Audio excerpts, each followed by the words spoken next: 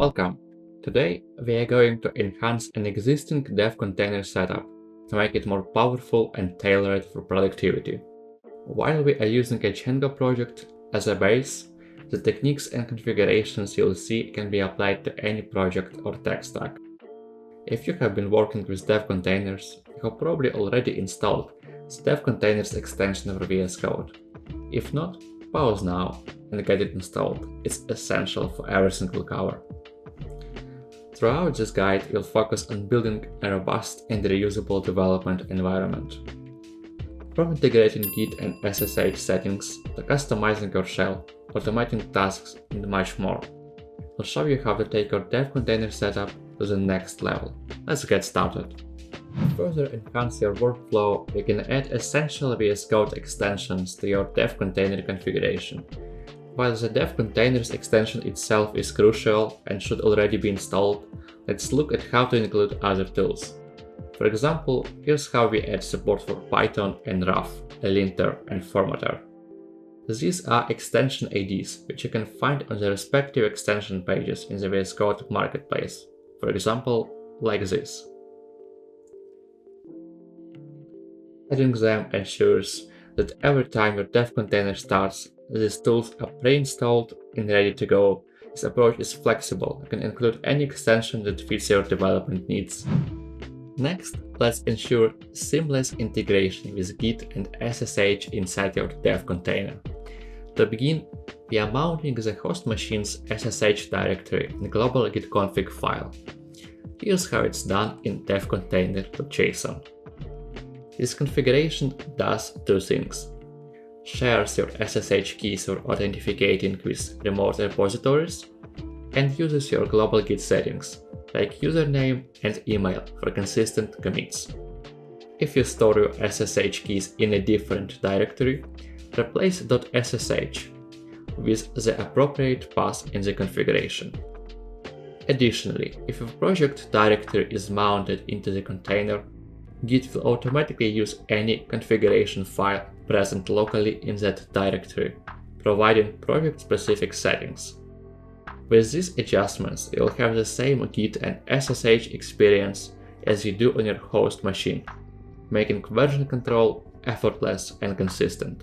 Now, let's focus on customizing your development shell. Powerful shell setup can make a big difference in your productivity. In this configuration, we are setting ZSH as a default shell and enhancing it with plugins. Here's how to achieve this in dev container.json.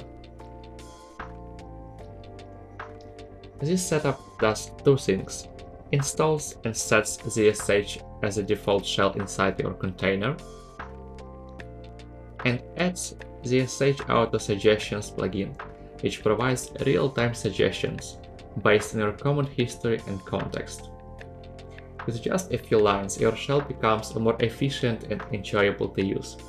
Now, let's build the dev container and confirm that our default shell is ZSH.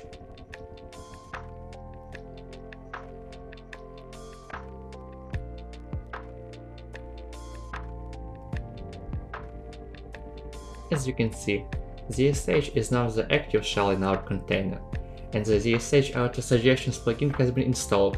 However, it's not fully functional yet. To enable it, we'll need to make a change in the .zshrc file by adding ZSH Auto Suggestions to the list of plugins. We will automate this in the next step to avoid manual intervention every time the container is created. Now, let's look at how automation takes this setup to the next level. The initialize command acts as a guard, ensuring critical prerequisites are met before the container is fully built. For example, we validate the host machine's Git configuration. Here's how our shell script works. If either username or user email is missing, it halts the process, helping you catch misconfigurations early.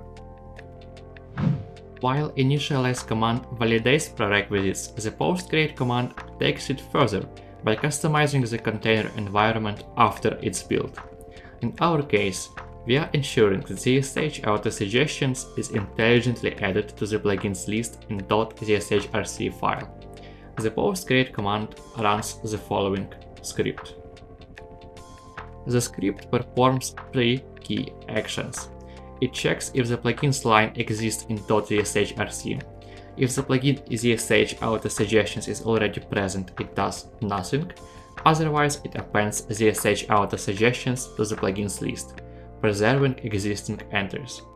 This approach ensures your shell is fully customized without overwriting or duplicating configurations. Now, let's rebuild the container to see everything in action.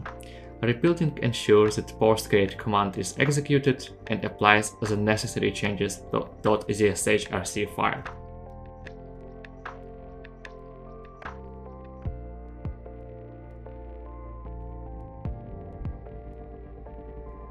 Once the rebuild is complete, you will notice that the ZSH auto-suggestions is active in your shell. Let's demonstrate by typing the clear command twice. The second time, the ZSH auto-suggestions suggests the previously typed command, visible as a ghost text.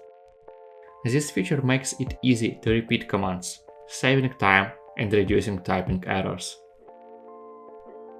With post-create command, we have automated this enhancement seamlessly into the development workflow. Let's recap what we have achieved today.